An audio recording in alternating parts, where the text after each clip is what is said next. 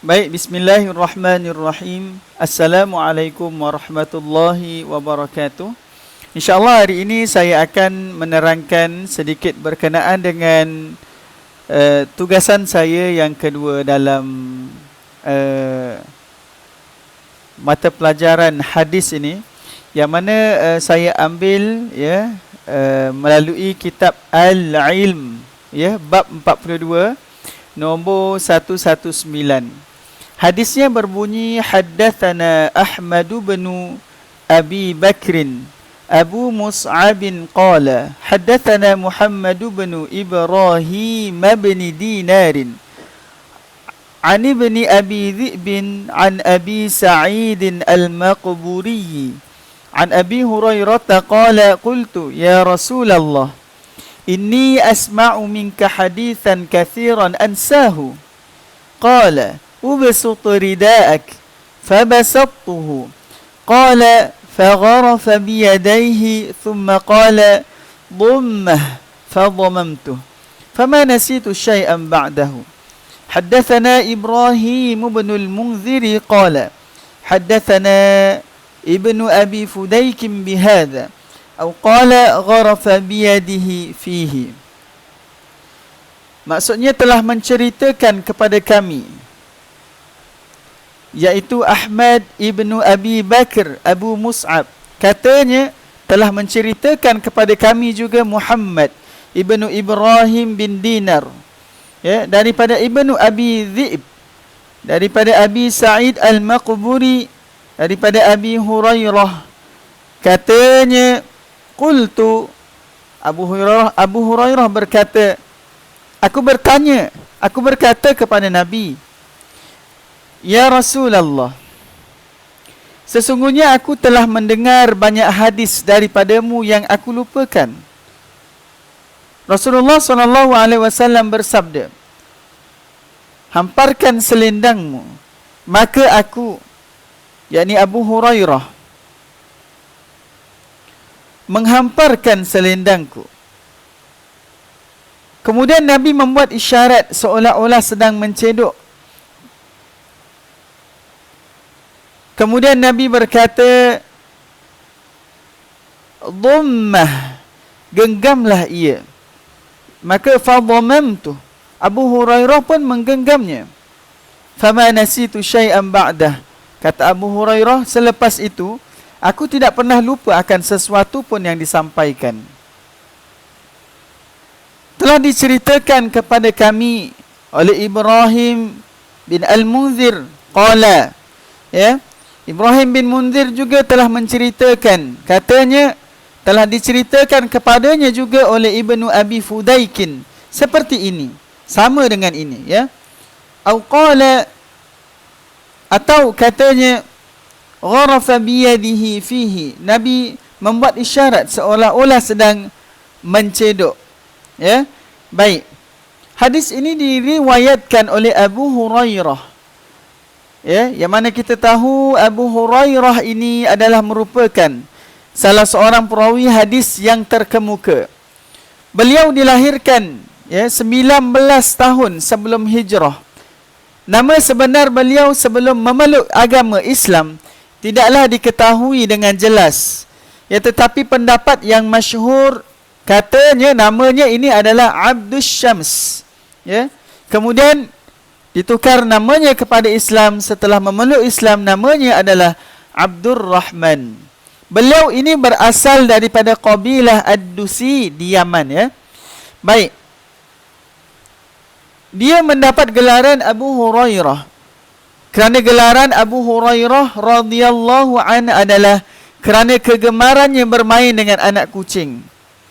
Diceritakan pada suatu masa ketika Abu Hurairah radhiyallahu an bertemu Rasulullah sallallahu alaihi wasallam,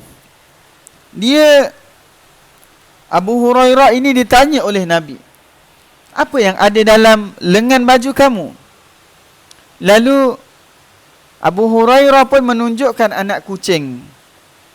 Kemudian Nabi menggelarnya dengan gelaran Abu Hurairah. Semenjak dari peristiwa itu, beliau ini Abu Hurairah ini lebih suka untuk dipanggil dengan gelaran ataupun dengan nama Abu Hurairah radhiyallahu an. Proses memeluk Islamnya, iaitu Abu Hurairah memeluk Islam pada tahun ke-7 Hijrah. Ketika Rasulullah sallallahu alaihi wasallam berada di Khaybar. Abu Hurairah radhiyallahu an memeluk Islam pada tahun 7 Hijrah. Ketika Rasulullah sallallahu alaihi wasallam berangkat menuju ke Khaybar. Ketika itu ibunya masih belum menerima Islam, malah menghina Nabi. Abu Hurairah radhiyallahu an lalu bertemu dengan baginda Nabi sallallahu alaihi wasallam dan meminta baginda berdoa agar ibunya masuk Islam. Kemudian Abu Hurairah radhiyallahu an menemui ibunya kembali, mengajaknya masuk Islam. Ternyata ibunya telah berubah fikiran dan bersedia mengucapkan 2 kalimah syahadah berkat doa daripada Nabi Muhammad sallallahu alaihi wasallam. Apabila pulang dari perang Khaybar, Rasulullah sallallahu alaihi wasallam memperluaskan Masjid Nabawi ke arah barat dengan menambah ruang sebanyak 3 tiang lagi. Abu Hurairah radhiyallahu an turut terlibat dalam pengubahsuaian ini. Ketika dilihatnya Rasulullah sallallahu alaihi wasallam turut mengangkat batu, Abu Hurairah ini meminta kepada Nabi untuk menyerahkan batu ini kepadanya. Lalu Nabi pun berkata, tiada kehidupan sebenarnya melainkan kehidupan akhirat. Baik. Hadis ini menceritakan kepada kita bahawa satu ketika Abu Hurairah ini pernah mengalami satu sifat lupa akan hafalannya, iaitu dia mengadu kepada Nabi bahawasanya dia ini, Abu Hurairah ini, beliau ini telah banyak mendengar hadis dari Nabi. Inni asma'u minka hadithan kathiran. Lalu tetapi dia lupa, lalu Nabi memerintahkan kepada Abu Hurairah untuk membuka selendangnya. Dan Nabi pun menyuruh untuk menggenggam selendang itu. Jadi apa yang ingin dikaitkan dengan hadis ini? Apabila kita lupa apa yang kita belajar, baginda Nabi SAW memerintahkan kepada kita agar betul-betul memegang apa yang telah kita hafal tersebut. Sebenarnya sifat lupa ini adalah sebenarnya berpunca daripada diri kita yang kurang mengulang kaji pelajaran. Bila kita tidak mengulang kaji atau kita tidak mengambil berat dan sering kali lalai tentang pelajaran kita, maka kita akan lupa tentang apa yang telah kita pelajari itu. Jika kita telah mempelajari perkara itu, sebagaimana contohnya apabila kita telah menghafal Al-Quran, menghafal hadis, apabila kita tidak rajin untuk mengulang perkara tersebut. Saya pernah teringat kata-kata guru saya dulu. Apabila kita melupakan Al-Quran, apabila kita tidak membaca Al-Quran sehari, maka Al-Quran itu akan menjauh kepada kita selama seminggu. Dan begitulah jika seminggu kita tinggalkan Al-Quran, maka Al-Quran itu akan lari daripada kita selama sebulan, dan begitulah selanjutnya. Ingin dikatakan di sini bahawa apabila kita telah mempelajari dan menghafal sesuatu perkara itu, kita diperintahkan, disuruh untuk sentiasa mengulang kaji, memegang dengan sebenar-benarnya apa yang telah kita pelajari itu.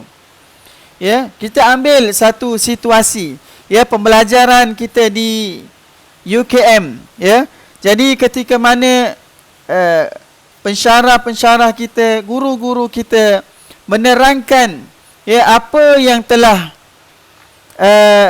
dipelajari, apa yang telah diterangkan oleh guru-guru kita, maka apa kerja kita? Kerja kita mengambil berat, iaitu dengan sentiasa mencatat, mengulang kaji berbincang dengan kawan-kawan, sentiasa mengambil berat, ya, mengamalkan dalam kehidupan seharian, menyebar luaskan kepada masyarakat, itulah ya yang perlu kita lakukan di dalam usaha untuk kita mengekalkan kefahaman kita itu, ya. Jika kita menerangkan kepada orang lain, ya, maka perkara itu lebih bermanfaat, ya. Lebih bermanfaat untuk semua orang dan akan lebih memudahkan kita lagi untuk memahami perkara yang telah kita pelajari. Baik. Jadi kesimpulannya, untuk mengelakkan sifat lupa yang ada dalam diri kita ini, Nabi pernah mengajar ya kepada kita berdasarkan hadis yang diriwayatkan oleh Ahmad, Tirmizi, An-Nasa'i dan Al-Hakim. Ya, doa ini dibaca oleh Nabi SAW sebaik sahaja selesai menerima wahyu. Ya, dan kita digalakkan untuk sentiasa mengamalkan doa ini. Ya, sebagai kesimpulannya, marilah sama-sama kita mengamalkan doa ini.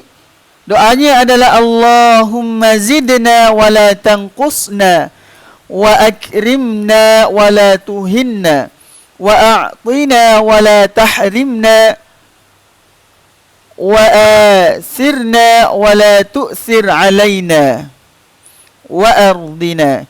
Maksudnya, ya Allah, tambahkanlah buat kami, jangan engkau kurangkan. Muliakanlah kami, jangan hina, jangan dihina kami. Berilah buat kami, jangan ditahannya. Dan pilihlah kami, jangan engkau biarkan kami. Dan redailah kami, dan redailah pula semua usaha kami. Ya, hadis ini adalah merupakan hadis riwayat Imam Ahmad bernomor 224. Baik, saya rasa sekadar itu untuk hari ini. Semoga sedikit sebanyak memberi manfaat kepada semua.